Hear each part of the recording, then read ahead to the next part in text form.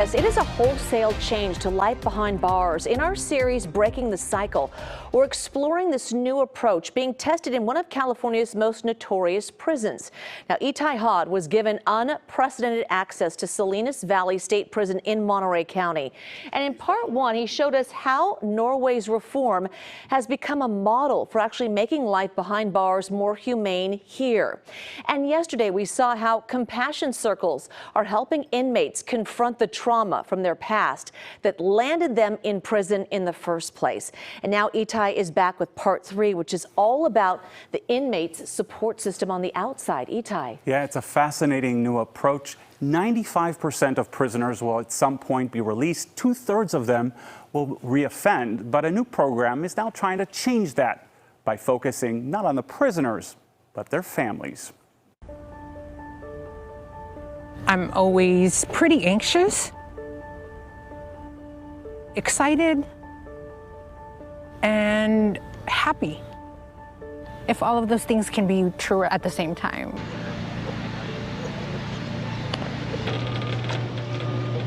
As she enters a world of secured gates, endless barbed wire, and concrete as far as the eye can see, Adrienne Kennedy is reminded with every step of just how surreal her life has become. I promised myself I would never get used to it, because I think you don't. Adrienne's husband, Tom, is an inmate at Salinas Valley, a maximum security state prison. You already done with work? They were introduced by a mutual friend while Tom was serving a 52-year sentence for an assault with a firearm on a police officer. She wasn't expecting to fall in love, but she did. They married in a prison ceremony in 2018, much to her family's dismay. My family, as soon as they found out that I was with somebody that was incarcerated, they took like 10 steps back for me. She visits him every weekend for a few hours. Once a month, they're eligible for a conjugal or family visit of up to 40 hours in an apartment on prison grounds.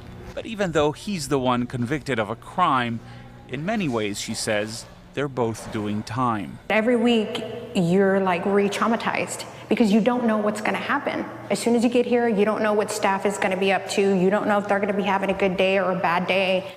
Coping with the incarceration of a loved one can be overwhelming. The stress of supporting a family member in prison can cause lasting health issues for those on the outside. It's something Fritzy Horseman is trying to change. We numb ourselves out because we can't stand feeling anymore. The founder of the Compassion Prison Project, Horseman, has been helping prisoners face the trauma that landed them behind bars. The more compassion we can bring to prisons, the better our world, because prisons are not an isolated event. The violence that happens here reverberates into our communities. This changes your brain. Which is why today she's focusing not on prisoners, but on their families. I got to see the pain that they're facing every day, how much they have to drive, how stressful it is for them to walk into this environment. Research has consistently shown that inmates are less likely to return to prison if they have close relationships with their families on the outside. Each thing that is true for you, we take a step forward into the circle.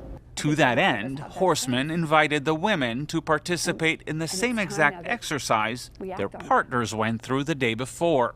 If you often or very often felt that you didn't have enough to eat, had to wear dirty clothes, and had no one to protect you, step inside the circle.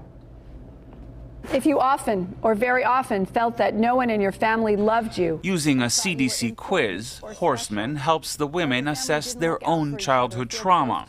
Step inside the circle. When people realize they're not alone, Horseman says, they connect and start to share. They put him in handcuffs while I was still in the vicinities. I didn't want to see that. And that is where the healing begins. The more we're aware of our traumas and why we're behaving the way we are, the better we can regulate our systems and create a safer society. The fact that Adrienne participated in the circle is a huge comfort to her husband, Tom. Do you think you being here has added to her trauma? Definitely. Definitely. But that's a strange question. That's a good question because We were both traumatized before we met each other.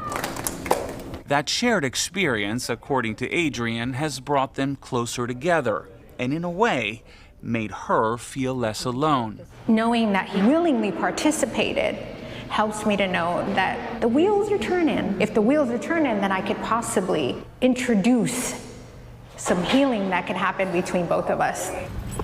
At the end of the day, Adrian heads home, feeling a little less burdened, knowing they've both taken a meaningful step away from the trauma on both sides of the bars. Itay is joining us now. You certainly have given us a raw look inside daily life and outside for the partners. How did they feel about this compassion circle? And I might mention this is the first time that they had this even happen at that prison, correct? And that we saw it. Exactly. Yeah, we followed them during their first ever compassion circle for the wives of the prisoners, and I can tell you they were very hesitant at first. They didn't know what to make of it, including Adrian.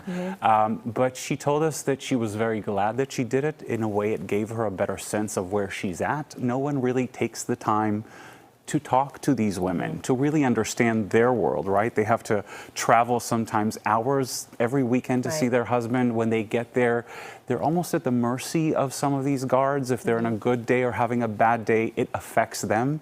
They're guilty by association, right? And so this is the first time that someone has really bothered to ask them, how are you feeling? And I can tell you that at the end of that circle, they were crying and they were thanking the warden for bringing them. For embracing this. Let's put this into context, because the reason why this particular facility is doing this is to make life better on the outside when these inmates do return home, to be better partners, better neighbors. So what results are they seeing? Is there any way to measure that right now?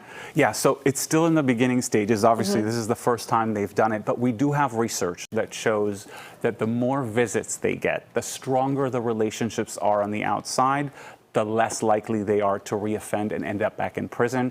And this program is essentially trying to look at all of those aspects and try and help them really strengthen those relationships, maybe sharing that same circle, understanding that both your husband and you have the same childhood trauma will get you a little bit closer, and hopefully when you come out, there's a better understanding between them. Yeah, it is fascinating. I appreciate all of your stories. You really opened that window into what's going on inside and on the outside for the families. Thank you. Thank you. All right, Itay Hod.